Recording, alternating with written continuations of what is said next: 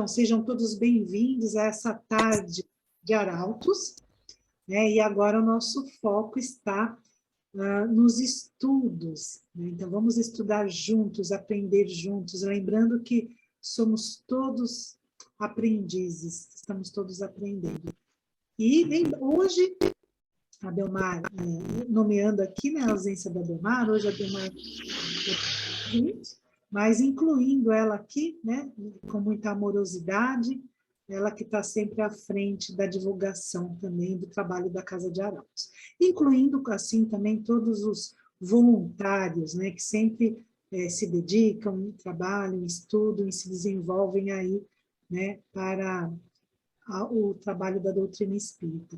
E para começar a nossa tarde de quarta-feira juntas aqui, vou passar para a Hilda, que ela vai fazer uma oração, né, de abertura aqui para a gente, pedindo por gentileza, só que durante a oração, né, fiquem atentos aí aos barulhos, né, no ambiente em que vocês estão, então, se puder ficar com o microfone fechado no momento, para a gente escutar a nossa querida Hildaci, que vai fazer a nossa oração de abertura dessa tarde.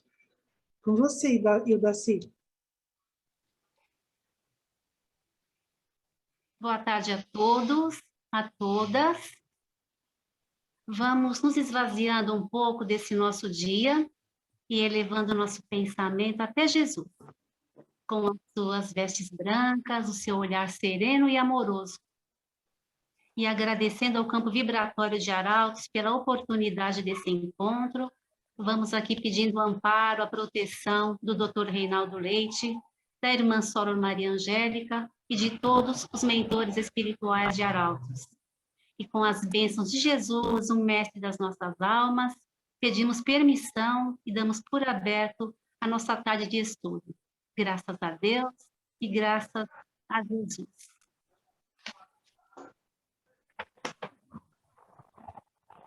Muito bom, muito bom. Então, agora a gente vai passar para o senhor Almério, que ele vai começar aqui fazendo a introdução dos estudos dessa tarde. Senhor Almério. Ale, acho que só antes, Almério. Lembretinho, verdade, Michele. A Michele tem um lembrete muito importante para passar. Vamos lá, Michele. Pessoal, a gente conversou aqui, né? E esse grupo, a intenção é para realmente, né, deixar esse grupo de estudos. A gente criou um link no Google Drive, eu vou compartilhar aqui com vocês esse link. Nesse link estão todas as obras básicas. Então, tudo que a gente vai estudar, né? O nosso estudo ele está baseado nas obras básicas. Então, vai ter o PDF com as obras básicas e também o material de pesquisa que a Fernanda faz, tá? Então, vocês vão ter acesso a esse material, por quê? Para que a gente vá estudando juntos, né? Para que vocês leiam, tragam as suas dúvidas, tragam as perguntas. Até a gente conversou aqui, esse grupo, gente, é nosso, né? É um grupo de estudos de Arautos. Então, assim, a gente conta com a participação de vocês, né? Teve alguma dúvida? Levanta a mãozinha aqui no Zoom. Tem um recurso ali em reações que chama levantar a mão. E aí, quem quiser, durante, né, a fala, alguma explicação que a gente está trazendo, levanta a mão, né? A gente passa a vez para vocês falarem também, para todo mundo ficar bem à vontade, ser um grupo gostoso aqui de trocas, tá bom? Eu vou compartilhar aqui o link, e aí é só clicar no link e vocês já vão ter acesso aos materiais de estudo. Certo? E é isso, vamos em frente, seu Almério. Os tempos estão chegados, seu Almério. Isso, então, como a gente vai estudar também o Evangelho, eu acho que é importante a gente iniciar, já que vai iniciar, começar pelo início, né, Michele? E na primeira página do Evangelho, principalmente no meu livro, tem um prefácio, que é uma mensagem que o Espírito da Verdade transmitiu para o Kardec. Então, ele fala assim, que E, em verdade vos digo que são chegados os tempos em que todas as coisas devem ser reestabelecidas no seu exato sentido, para dissipar as trevas, confundir os orgulhosos e glorificar os justos. Então, esse é o Espírito Verdade que se comunicava com Kardec e que trouxe a doutrina para todos nós. Agora, quando se fala os tempos estão chegados, a gente fica assim, bom, os tempos estão chegados, mas vai ser agora, vai ser amanhã, quando que vai acontecer isso? Os tempos vão sendo chegados à medida que as pessoas, que cada um vai se conectando, se afinizando, entrando em sintonia com o seu interlocutor. No caso aqui, o Espírito Verdade e Kardec, os dois estabeleceram uma sintonia tal que o Kardec assumiu a responsabilidade de fazer esse trabalho da codificação da doutrina com essa equipe de espíritos, e tão logo, né, os espíritos se reuniram, que tinham o Kardec como a pessoa ideal para esse trabalho, e à medida do tempo foi transmitindo o princípio da doutrina espírita, que resultou na codificação do espiritismo. Então, o espírito, o tempo estão chegados, não estão chegados, no meu modo de entender, não estão chegados para todas as pessoas de uma forma geral, como muitas vezes a gente possa estar interpretando assim, né? Então, o tempo que a gente está vivendo agora, de tanta tribulação e conflitos sociais e tudo mais, logo vem a ideia, porque a gente leu isso daqui, falando, os tempos estão chegados mesmo, porque o que está acontecendo não acontecia anteriormente. Mas não é bem assim, não. Você precisa estar mais ou menos sintonizado com o seu comportamento, com a transformação interior de cada um para entender essa mensagem que o Espírito Verdade mandou para o Kardec, mas que nós também precisamos absorver esse ensinamento para a nossa vida pessoal e, se possível, também transmitir coletivamente para que os outros também possam entender essa mensagem e usá-las na sua transformação moral. Então, Michele, eu acho que essa parte aí, quer dizer, a minha contribuição nessa introdução é essa daí.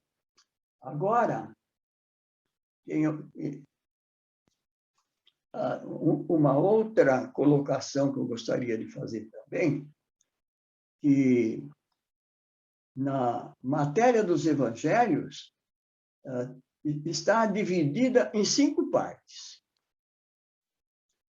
Os atos ordinários de Jesus, qual era a vida de Jesus, os milagres que foram citados, as profecias que foram feitas, as palavras que serviram para os dogmas da igreja e o ensino moral. Esses outros, esses 4 anteriores, podem ser estudados também, tem a sua importância, a profecia, os milagres, os atos de Jesus, tudo mais. Mas o mais importante de todos esses requisitos aqui do Evangelho é o ensino moral, porque esse serve para todos nós, independente de qualquer religião, credo e tudo mais. Você se baseando no ensinamento moral de cada um, você pode ser adepto de qualquer religião. Se você não estiver, por exemplo, imbuído um conceito de conduta correta, de comportamento de acordo com as leis, com a ordem social e tudo mais, nós perdemos toda a nossa não é individualidade, a nossa verdade, por exemplo, né? a nossa importância. Muitas vezes eu dou uma importância muito grande, assim, por eu ser uma pessoa bem-sucedida na vida, trabalho, emprego, estudo bastante e tudo mais, mas a minha moral não condiz com os ensinamentos que Jesus trouxe para todos nós. Amar a Deus sobre todas as coisas, o próximo como a si mesmo, e procurar fazer o bem à medida que você seja capaz de fazer.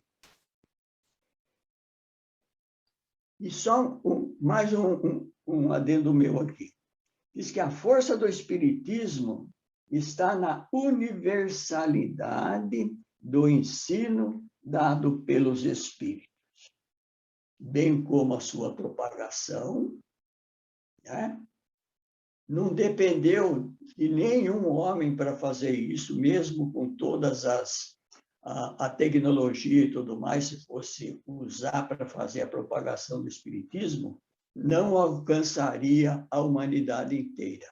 Mas a partir do instante que os espíritos começaram se comunicando, toda a Terra recebeu essa informação do mundo espiritual para o mundo material, trazendo uma nova visão de vida, de mundo e de espiritualidade.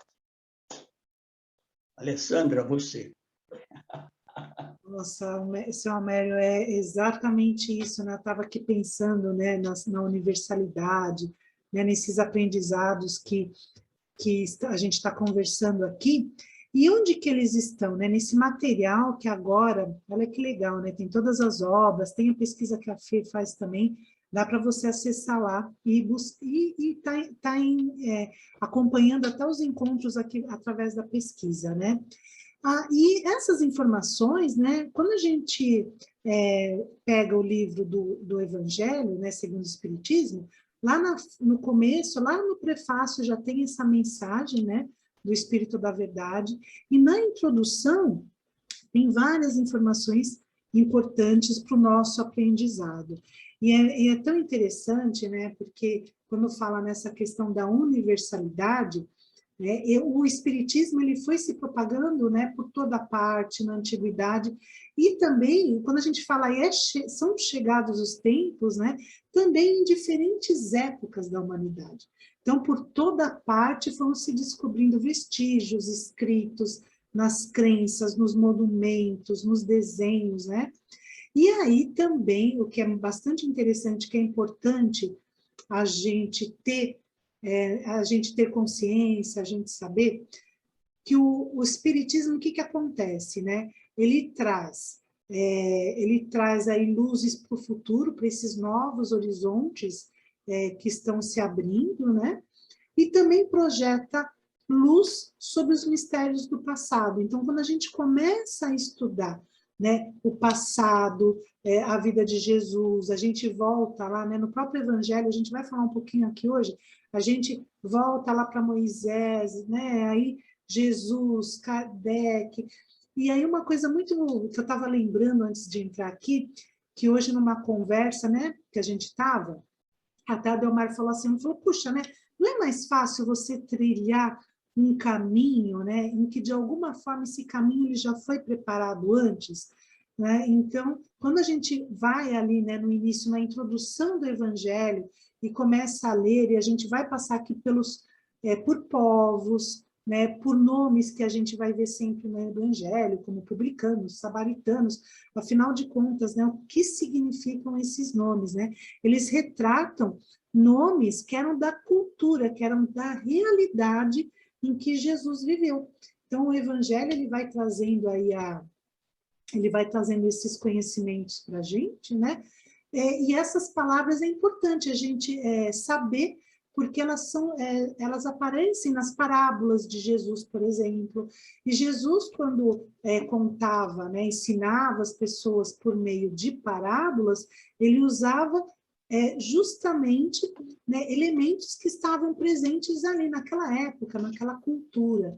Então, é importante aí a gente estar olhando isso, né? E uma coisa interessante também que tem na introdução do Evangelho que eu achei interessante, é que diz que os espíritos superiores, eles vão fazendo, né, as revelações para a humanidade de acordo com a sua sabedoria. Olha que legal, né? Então, eles vão abordando as grandes questões da doutrina gradualmente, né?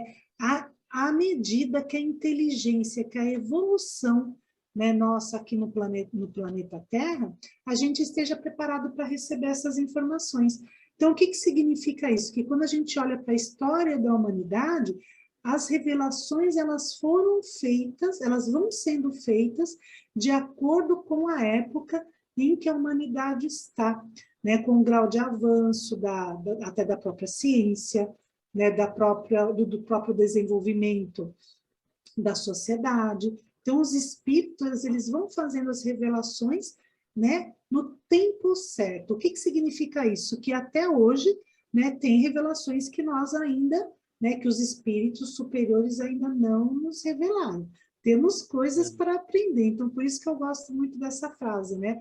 Somos todos aprendizes, né, Salmério, Michele? É verdade, isso mesmo, E aí vai bem de encontro, né, seu Almério, com a primeira pergunta, né, seu Almério? Se os tempos estão chegados, né? Cada um no seu tempo.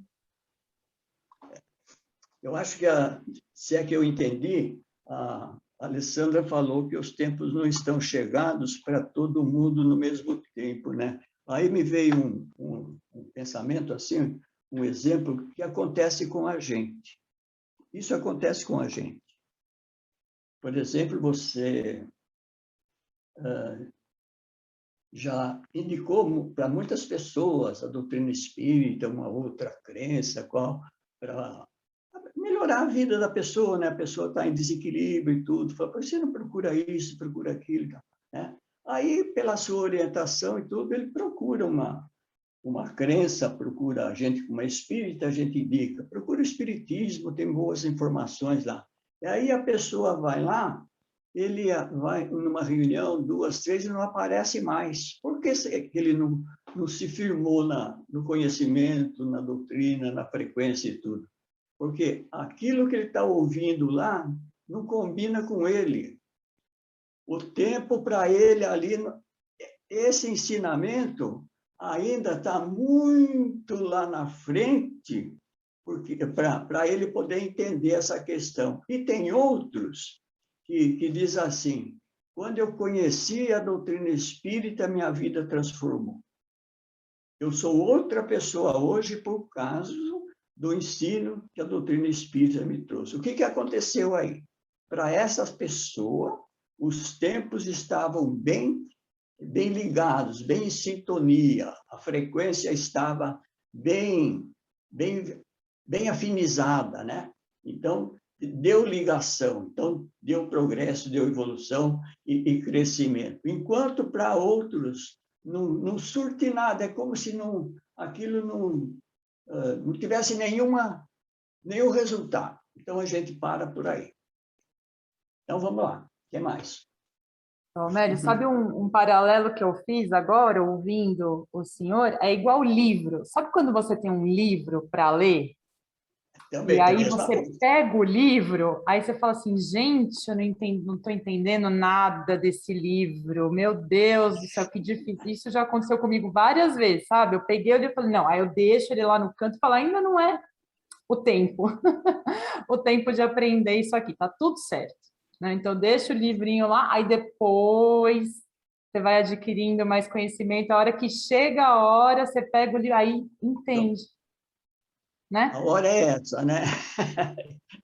Então, você precisa ainda caminhar mais um pouco, adquirir experiência, vivência, uma porção de coisa, para quando você pegar o livro, oh, por que eu não vi isso antes? Não é que você não viu antes.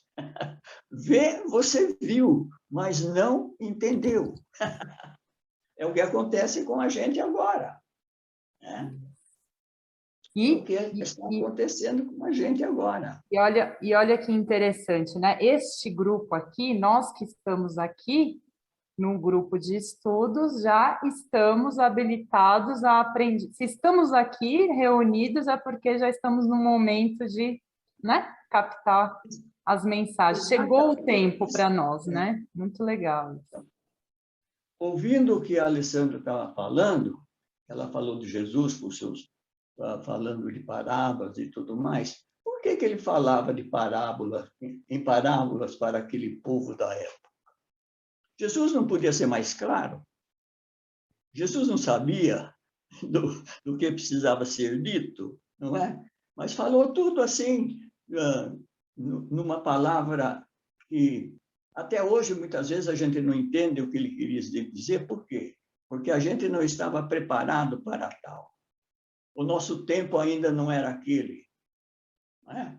Olha, que precisou passar 2000 anos para a gente começar a entender um pouquinho do que ele ensinou, não é? Então, qual foi a maneira que ele usou naquela época para poder ensinar para nós alguma coisa? Ele usava, de que maneira? Usava, ele dava exemplo daquilo que o homem conhecia.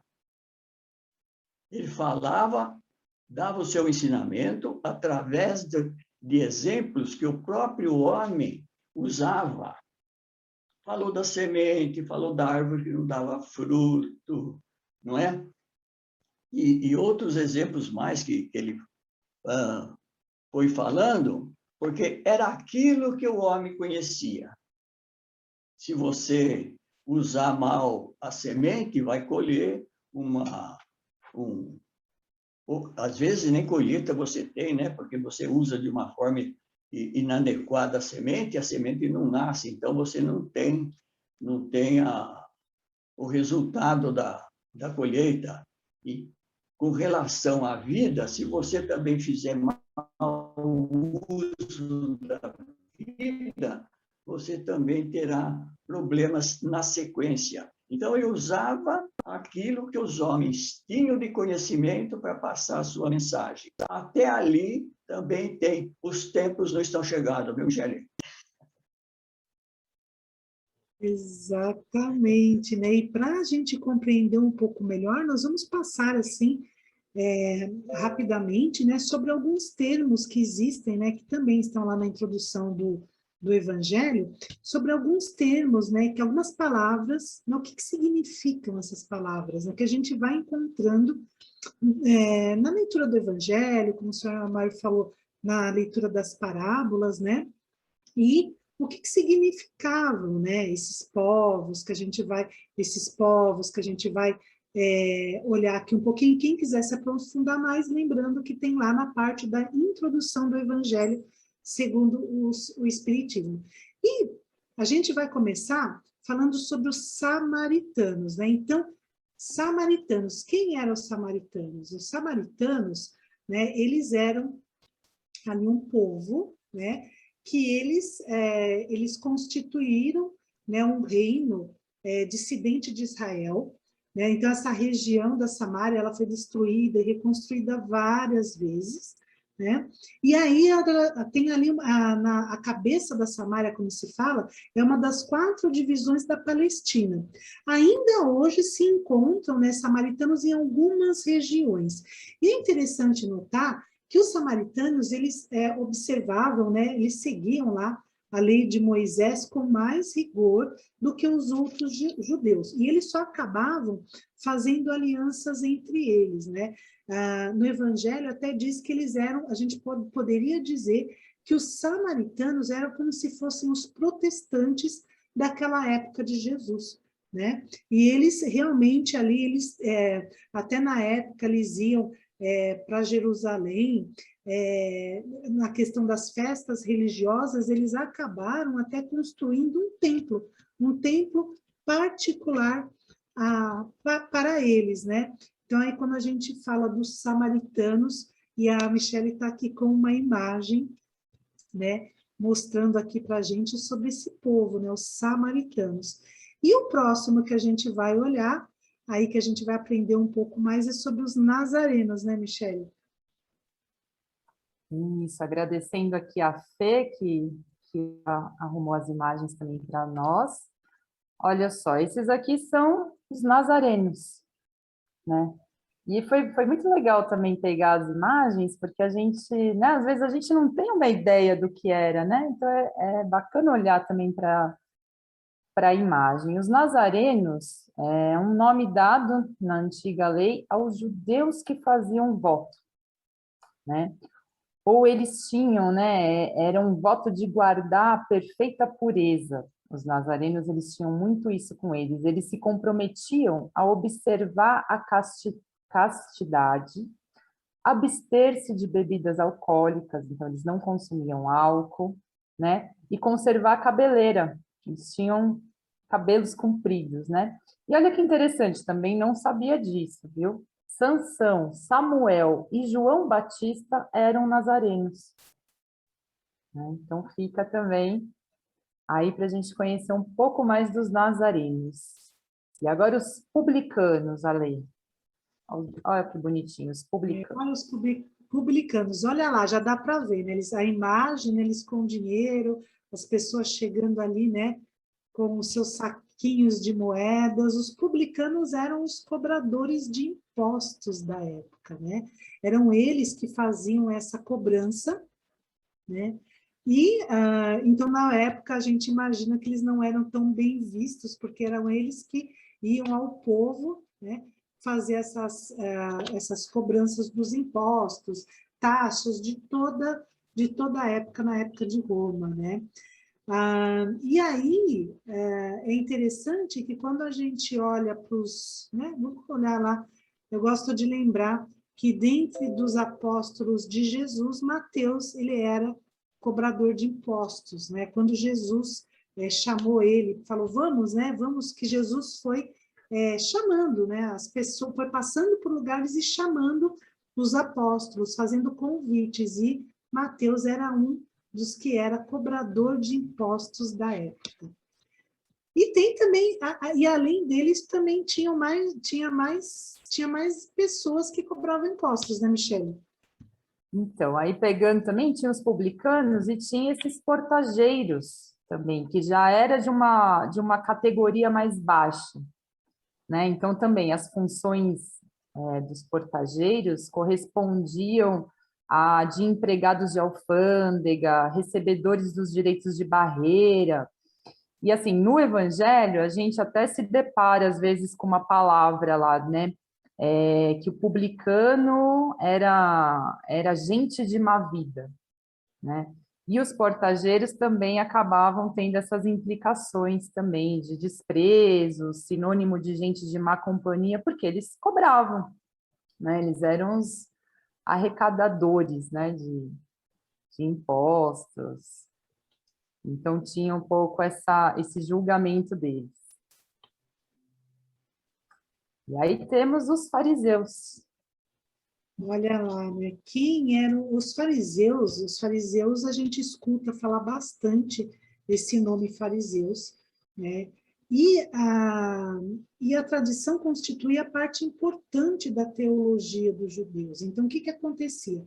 Na verdade, os fariseus, eles discutiam, estavam sempre ali discutindo, interrogando, falando sobre, né, sobre as escrituras. Então, eles eram ali os intérpretes, né, das escrituras e dos antigos e dos artigos de dogmas, né?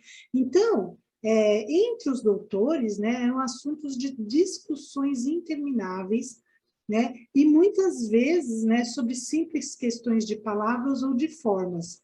E aí o que acontece também? É interessante que os fariseus, eles tinham, né, uma participação ativa ali nas controvérsias religiosas. E eles eram servis observadores das práticas exteriores do culto e das cerimônias.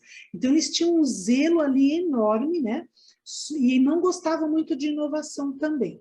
Eles eram bastante, assim, severos com os princípios, né? E ali tomavam... Então, vamos dizer que eles eram guardiões ali das práticas exteriores, né? Então, aí a gente falando um pouco sobre os fariseus, e aqui aparecendo uma imagem deles, né? Muito legal essa imagem também. E aí nós temos também os escribas, né? Os escribas também foram bem conhecidos aí, são bem citados, né? Nome dado aos secretários dos reis de Judá. E a certos também intendentes dos exércitos judeus, eram os escribas. E mais tarde foi aplicado esse nome, né, aos doutores que ensinavam a lei de Moisés e a interpretavam para o povo. Então, eles que interpretavam as leis, né, de Moisés para o povo. E faziam causa comum com os fariseus, né, que eles partilhavam dos princípios, né, e também envolveram aí Jesus, enfim, eles traziam essa interpretação da lei de Moisés para o povo deles, os escribas. Aqui nós temos uma imagem também da sinagoga, olha que bonita essa sinagoga de Florença. Exatamente, né? Às vezes a gente passa, né? Até hoje existem sinagogas, né? Então a gente fala, nossa, o que era uma sinagoga, né? Então as sinagogas, na verdade, né, eram templos, né? Então, e na época havia um único templo na Judéia, o de Salomão, em Jerusalém. E o que acontecia, né, lá? Se celebravam as grandes cerimônias do culto. Os judeus, todos os anos, iam para lá em peregrinação para as festas principais, como as de Páscoa, da dedicação dos tabernáculos, né? E o que acontecia? Por ocasião dessas festas, Jesus também costumava ir lá, né? E aos sábados, Jesus também era um espaço em que Jesus acabava utilizando ali também para ensinar, para pregar e para falar sobre os ensinamentos.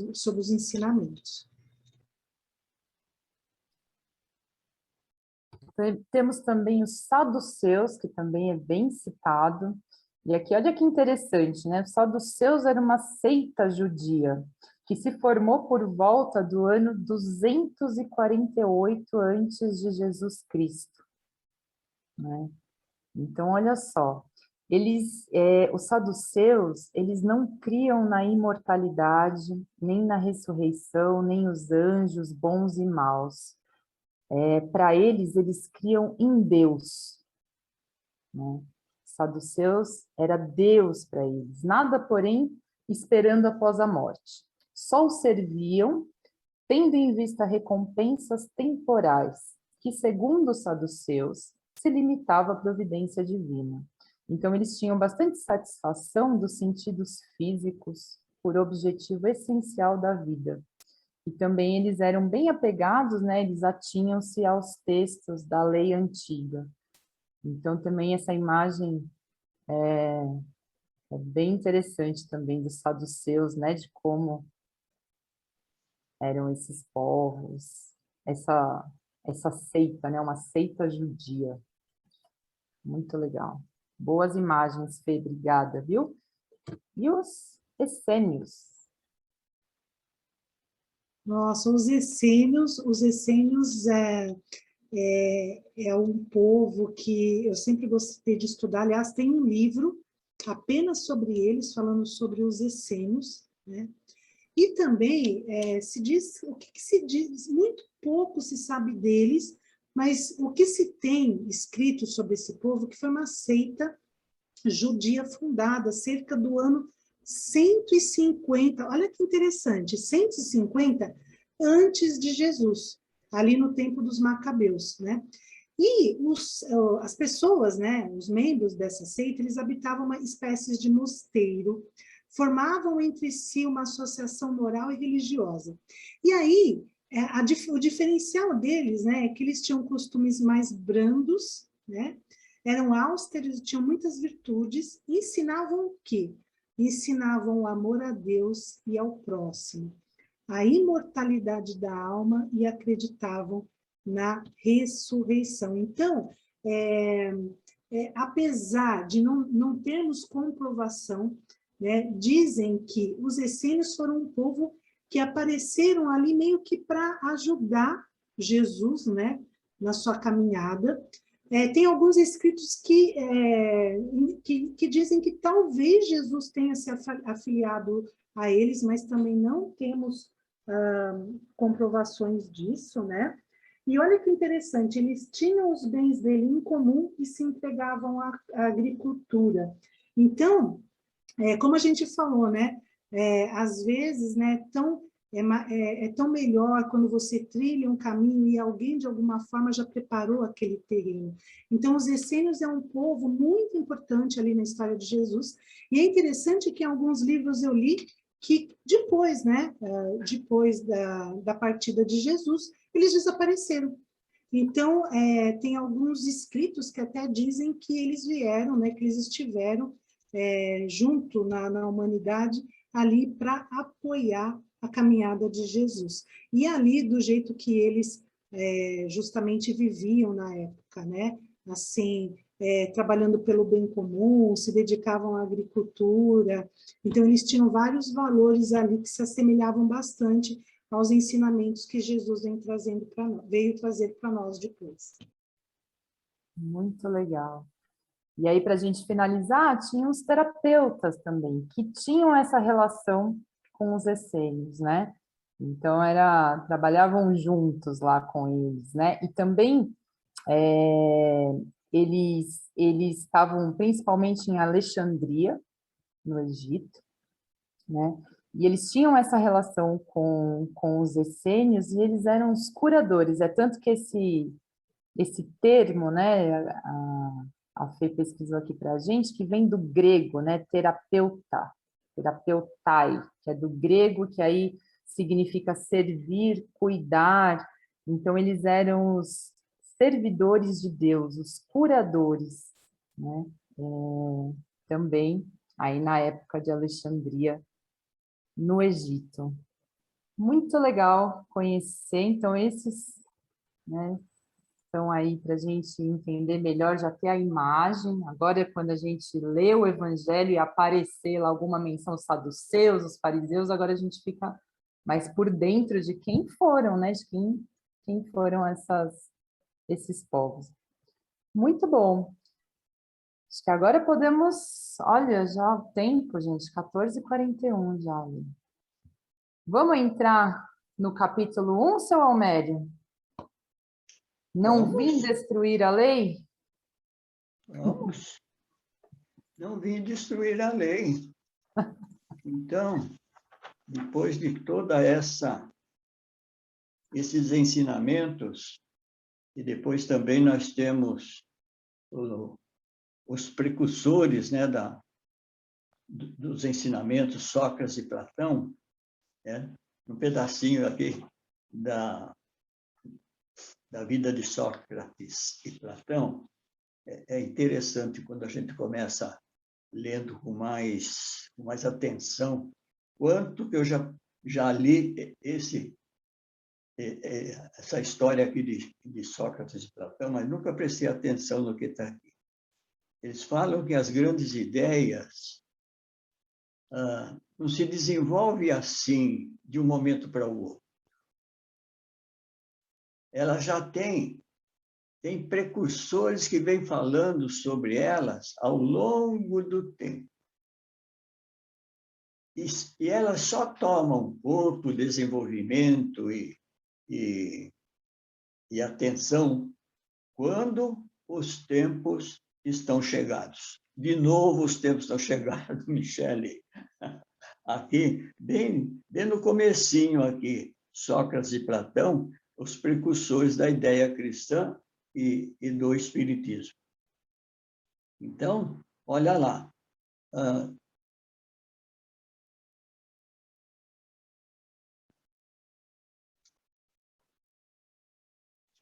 Então, essas ideias não começaram assim, as grandes mudanças, as grandes transformações, começaram assim, de um momento para o outro. Nossa, mas que ideia que eu tive! Claro que você teve uma grande ideia, mas isso você já veio adquirindo ao longo do tempo.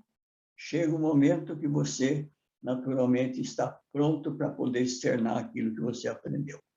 Então, o Evangelho, segundo o Espiritismo, capítulo 1, não vim destruir a lei. Uma citação de Mateus está assim: não julgueis que vim destruir a lei ou os profetas, não vim destruí-los, mas sim dar-lhes cumprimento, porque em verdade vos afirmo que o céu e a terra não passarão enquanto não se cumprir tudo o quanto está na lei, até o último jota e o último. Mateus, capítulo 5, 17 e 18. Moisés estabeleceu uma lei, também no momento, para dar ordem, dar uma disciplina, uma direção para o povo daquela época, baseado em 10 leis, as leis de Moisés. Então, tem nessas leis toda uma ordem, um regulamento a ser obedecido, e essas leis eram leis divinas, leis inquebrantáveis, que o homem teria que ser obrigado a respeitá-la para não desrespeitar a ordem divina. E Moisés precisou estabelecer uma lei dessa natureza, com a aprovação de Deus, para poder infundir um certo respeito, um certo temor para aquele povo que era indisciplinado, um povo rude, para que aquilo que fosse estabelecido, aquele povo pudesse respeitar. Então, ele editou, né, segundo a Tábua das Leis, 10 leis fundamentais para o povo daquela época, que nós já sabemos, e pouco delas nós respeitamos. Né? Por exemplo, amar a Deus sobre todas as coisas, não tomará o nome do Senhor seu Deus em vão, lembrar de santificar o dia do sábado, honrará teu pai e tua mãe, não matar, não furtar. Olha, né? Tudo isso daí, né? Não dirá falso testemunho só de vez em quando, não desejará a mulher do próximo, isso também a gente pula, não cobiçará a casa do teu próximo, nem o seu servo, nem a sua serva, nem o seu boi. Olha só que lei que o Moisés estabeleceu para o povo daquela época. Então, qualquer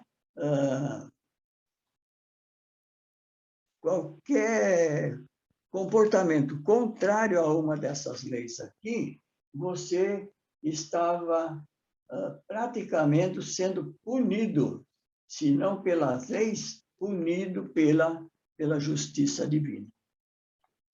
E aí, depois desse tempo, vem Jesus com uma outra maneira de ensinar. Né?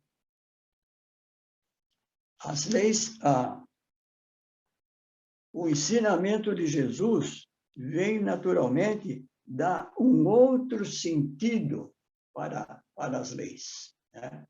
Ele não veio destruir as leis de Moisés, mas dar um novo sentido, uma nova maneira de interpretação. Como usar essas leis no dia a dia, né? A questão, de acordo com a condição de cada um, a condição da pessoa, naturalmente, Jesus dava um entendimento, uma compreensão. Você faz determinadas coisas, não é que você está desobedecendo essa ou aquela lei, mas você está agindo dessa maneira por você ainda não ter aprendido corretamente com relação à vida, o comportamento, o momento. Na lei de Moisés, qualquer coisa que você fizesse ao contrário, você era devidamente punido até a segunda, terceira, quarta geração. Com Jesus, isso é modificado. Você tem a oportunidade de reconhecer que errou, mas tem a oportunidade de reparar o erro que cometeu. Você fez aquela desobediência no momento inesperado, momento de dificuldade. A única maneira que você encontrou para agir daquele jeito foi dessa maneira, contrariando os princípios na lei de Moisés. Mas Jesus, entendendo a condição de cada um, dava a oportunidade de você reparar a falta que você havia cometido. Com isso, né, ele foi modificando a lei na sua forma e também no fundo da lei. E o que mais que ele coloca, que é importante aqui,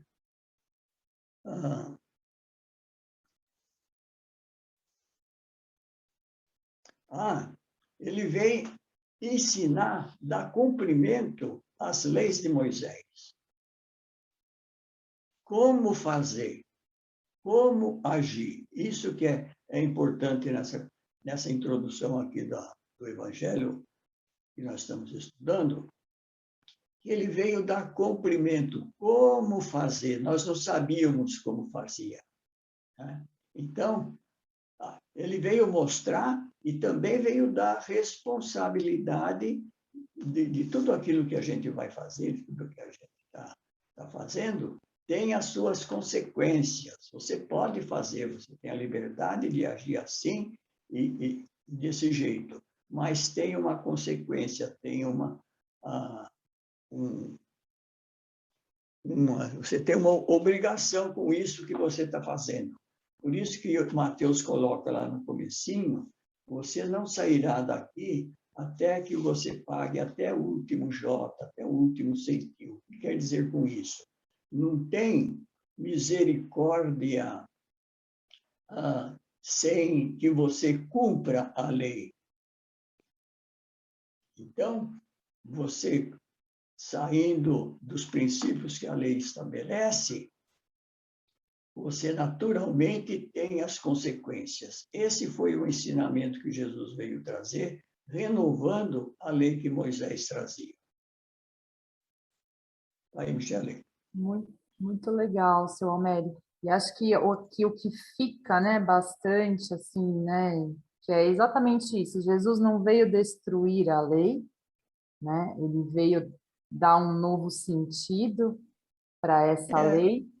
E aí ele coloca uma premissa, assim, uma coisa, né, que é o que permeia tudo, que é amar a Deus acima de todas as coisas e o próximo como a si mesmo, né? Acho que isso ficou bem... É importante a gente enfatizar e o quanto a gente traz isso para o nosso dia a dia, né? As dificuldades, né, que nós temos aí de... Sabe, sempre aquela pergunta, quando a gente está com alguma dificuldade, né? Nossa, o que Jesus faria? Né? Agora, né? Agora, né? Nesse caso, às vezes você está lá com algum problema, o que Jesus faria? E é legal trazer, né, essa reflexão, né, seu mestre? Exatamente, é. Do quanto a gente... Acho que se alguém tiver alguma dúvida, gente, né? Isso eu queria falar, gente, olha como passa rápido, a gente já está no finalzinho, chegando no finalzinho do nosso encontro de hoje. Então, se alguém tiver alguma dúvida ou quiser, né, fazer alguma pergunta, a gente vai Vou até falar aqui para Maria Luísa, que ela colocou aqui, agora que eu vi, viu, Lu, que você pôs aqui que no seu, a hora que a gente estava mostrando dos povos, que tem portageiros e tem também os peageiros, é que às vezes trocam, tem algumas literaturas que falam que são os peageiros e outras que são os portageiros, mas é a mesma coisa, tá, Lu? Boa, boa. O evangelho realmente está peageiros, eu confirmei aqui no meu, está peageiros também. Muito bom. E eu acho que é isso, né? Vai ficando essa reflexão de como, né? Trazendo para o dia a dia mesmo, né? Para o dia a dia, como é que no dia a dia eu vou vivenciando isso, né? Então, cada ato, cada palavra, né? Cada gesto tem, né? Tem energia, né? Tudo que a gente fala tem energia, o que a gente faz para o outro, né? Então tem aquele livro que eu gosto bastante que é Ação e Reação. Eu acho que quando a gente volta ali para o início do Evangelho, a gente começa justamente a observar isso, né? E se alguém tem alguma pergunta, se tiver, é só fazer. Se não, a gente já vai indo aí para o encerramento do nosso encontro de hoje, né? No final, temos alguém aqui que já está, Michele, para fazer a prece de fechamento? Eu posso fazer Sandra. sim. Seu Homério, você quer considerações finais, seu Homério? Boa, vamos lá. Eu acho que no próximo encontro a gente podia começar não vir destruir a lei, né? Isso. No próximo encontro. Hoje foi mais uma introdução, né, seu Homério? No próximo estudo, acho que a gente pode se aprofundar. Tem muito ensinamento nesse primeiro capítulo, né? Tem bastante... Tem a parte da lei do Moisés, Jesus e o Espiritismo. Legal. Né? Todo mundo concorda, pessoal? Podemos seguir com essa sugestão do seu Homério? Então, maravilha. Muito bem. Podemos encerrar então, pessoal? Então vamos nos acomodando aqui, tranquilizando os nossos corações, agradecendo por esse espaço, por esse tempo de estarmos juntos, agradecendo a toda a equipe espiritual de Arautos, Dr. Reinaldo, Maria Angélica, que certamente estão muito felizes com esse grupo de estudo. Então, que possamos nos conectar com eles, com toda a esfera espiritual, que agora, nesse momento, a sua casa, o seu lar, receba uma luz de proteção, que você seja envolvido nesse momento por uma cúpula de luz, trazendo paz, saúde, serenidade. Que possamos estar aqui na próxima quarta-feira, reunidos, em nome de Jesus, e que assim seja. Tenhamos uma excelente semana. Muito obrigada pela presença de todos. Nos vemos na próxima quarta.